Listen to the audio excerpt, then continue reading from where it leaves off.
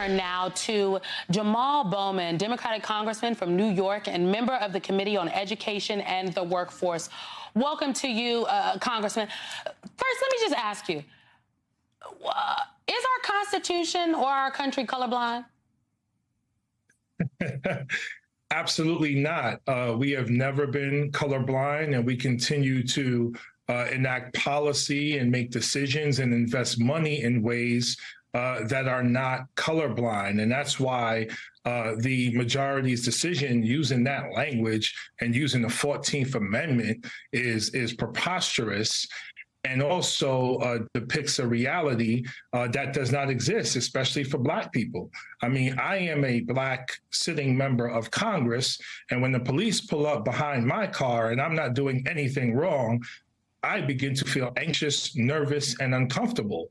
I am a father of 3 Black children, and I worry about their safety, meaning life or death, every single day. I send them to school, send them to the store, or send them out into the community, because who knows what might happen. It might be a mass shooter driven by a great replacement theory or some other form of discrimination that I experienced on the campaign trail when I had people call me a piece of crap because I had the nerve to speak about racial injustice as a Black man. So America is not colorblind. America has never been colorblind. This decision is preposterous and will further segregate our nation and take away access and opportunity from millions of, let me be clear, exemplary Black students, not anyone struggling to get by with C's and D's in high school. We're talking about exemplary Black students are now being kept out of their most prestigious institutions. And that's why we are going to introduce a bill this Thursday, reintroduce, myself and Senator Merkley,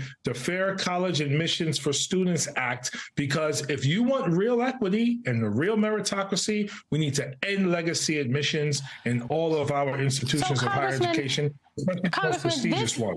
This bill that you are saying you're going to reintroduce, you introduced it last year. It ends legacy admissions, but this is going nowhere fast in this Republican House. So what is the goal with the introduction of this legislation? The goal is to continue to put pressure on Republicans to support it, but also my Democratic colleagues. We should be able to get 214 co-sponsors in the House to show the strong support on the House side, and Senator Merkley should be able to get as many signatures or co-sponsors as possible on the Senate side. This is also part of capturing the consciousness of the American people and helping them to see that we are still fighting in Congress to do the right thing in terms of our higher education institutions. And this hopefully will help to mobilize and organize people for next year, because we got to flip the House, we got to win the White House, and I think we could win 7 or 8 seats in the Senate if we organize at the grassroots level properly, because elections matter, people. Elections matter. Bold predictions on the Senate, sir. I'll have to follow up with you on that in a couple of weeks. What is your response to calls from some officials to ban consideration of race in scholarships?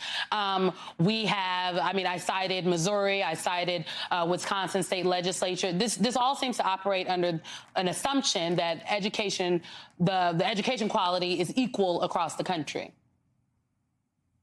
When you are Black, you are under attack. And when you are poor or vulnerable, you are also under attack. We see an attack on Black history being taught in our curriculum. We see an attack on Black history being taught as part of AP courses. We're seeing a ban on books. We're seeing a rollback of affirmative action. And now we see scholarships be targeted because, again, there's an agenda here. It's MAGA Republicans, of course, but it's also corporate interests that continue to side with the Republican Party that don't often support candidates like me and people like me across the country, which is why voter turnout is so low. And that's why I continue to beat the drum. Next year is transformational, one way or the other. We got to do everything to keep Donald Trump out of office, but we also got to go even harder to increase voter turnout in places like Nebraska, Indiana, Florida, Texas, states where I think we can win justice and equality for America, because look at the direction we're going. Insurrection, Trump, big lie, COVID, we're under attack, and it's on us to save our democracy. As a Nebraskan, I'm quite interested in the renewed interest in the 2nd Congressional District. Congressman Jamal Bowman, thank you very much for your time this afternoon, sir. Thank you so much for having me.